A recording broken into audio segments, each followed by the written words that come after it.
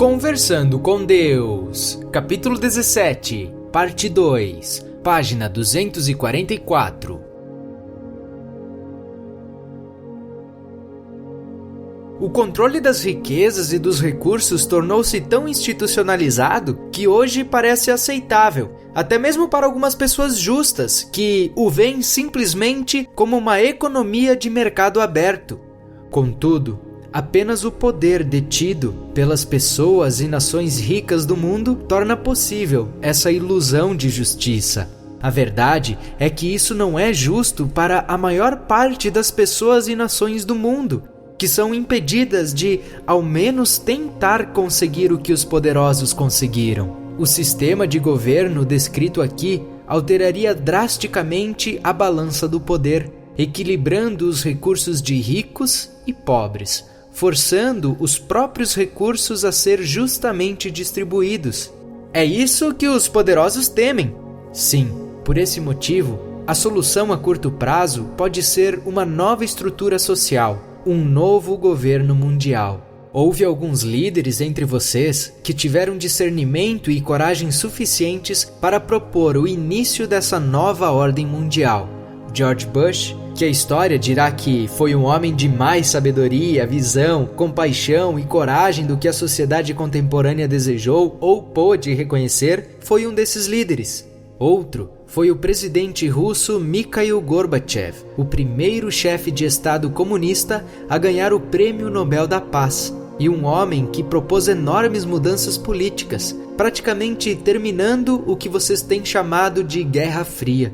E outro ainda foi o presidente Carter, que fez o Sr. Begin e o Sr. Sadat chegarem a acordos com os quais ninguém jamais sonhara, e que, muito depois de seu mandato, evitou repetidamente que o mundo enfrentasse um violento confronto com a afirmação de uma simples verdade: nenhum ponto de vista tem menos valor do que outro. Nenhum ser humano tem menos dignidade do que outro. É interessante notar que esses corajosos líderes, que evitaram que o mundo entrasse em guerra e apoiaram e propuseram grandes mudanças na estrutura política vigente, tiveram apenas um mandato, tendo os seus cargos tirados pelas mesmas pessoas cujas vidas tentaram melhorar.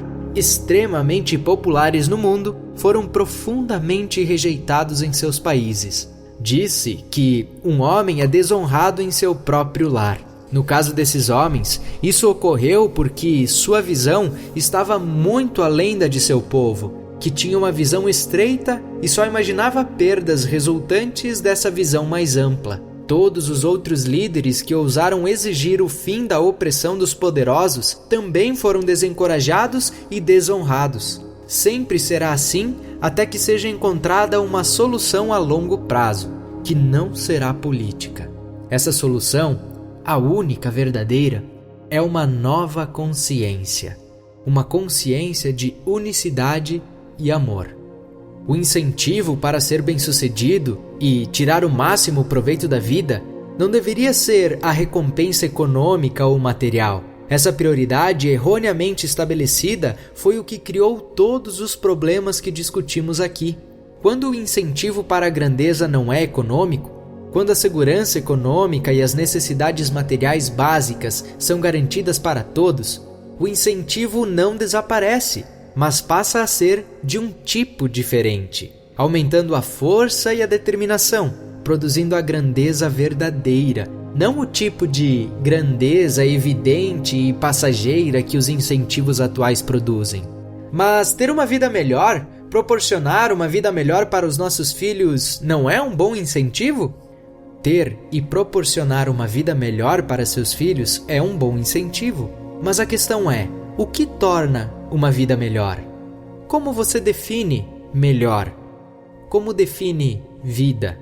Se você define melhor como mais luxuosa, superior, com mais dinheiro, poder, sexo e essas coisas, casas, carros, roupas, coleções de CDs, seja o que for, e define vida como o período entre o nascimento e a morte em sua existência atual, então não está fazendo coisa alguma para sair da armadilha que criou a situação desagradável em que se encontra o seu planeta.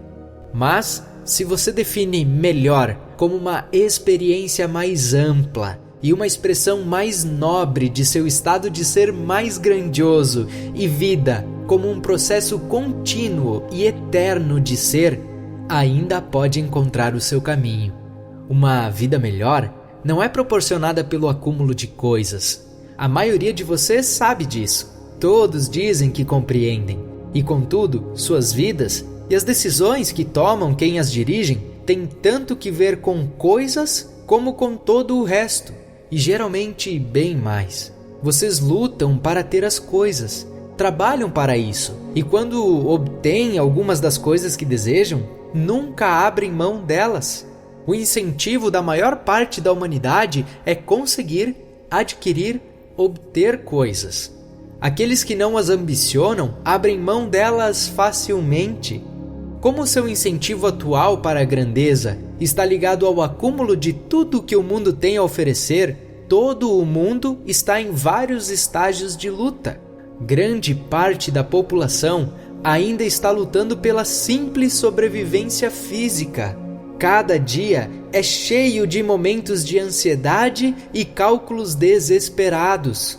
A mente está preocupada com questões vitais e básicas.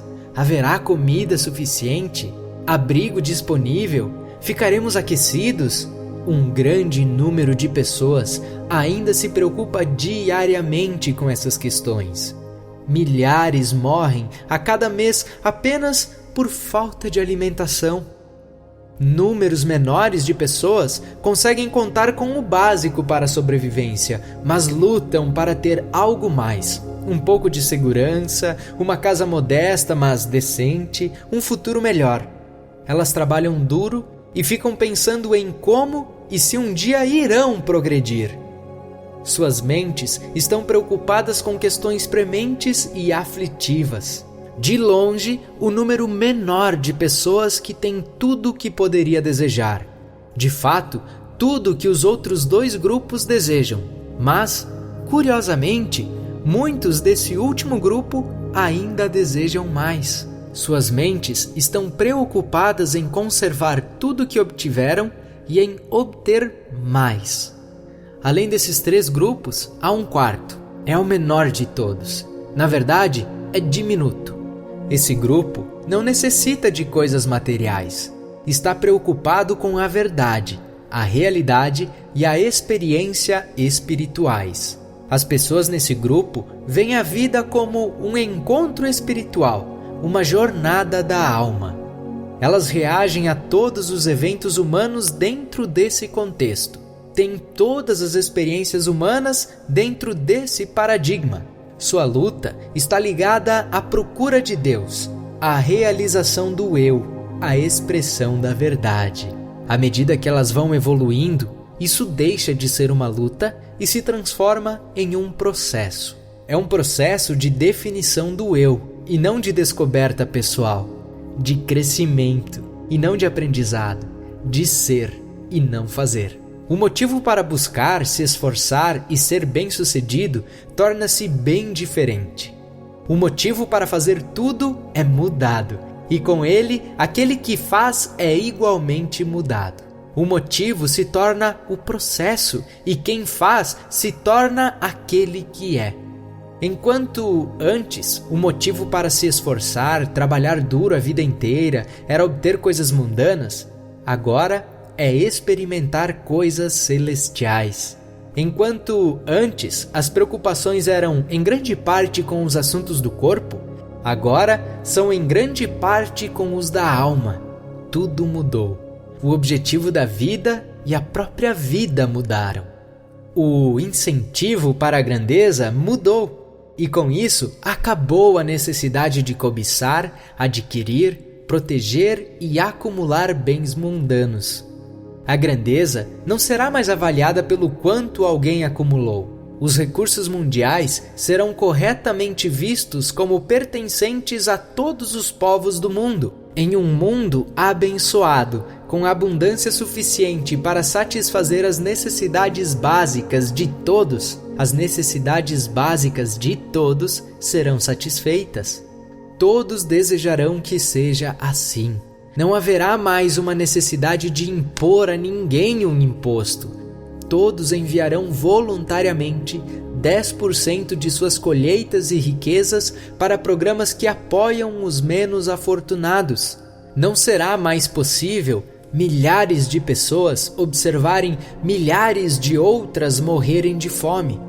Não por falta de alimentos, mas por falta de vontade humana suficiente para criar um simples mecanismo político pelo qual as pessoas possam obtê-los. Essas obscenidades morais, agora comuns em sua sociedade primitiva, deixarão de existir no dia em que vocês mudarem o seu incentivo para a grandeza e sua definição dela. Seu novo incentivo: tornar-se o que eu os criei para ser, a personificação da própria divindade. Quando vocês se tornarem quem realmente são, Deus manifestado, nunca mais agirão de uma forma ímpia. Não precisarão mais ter em seus carros adesivos com os dizeres: Deus, livrai-me de vossos seguidores.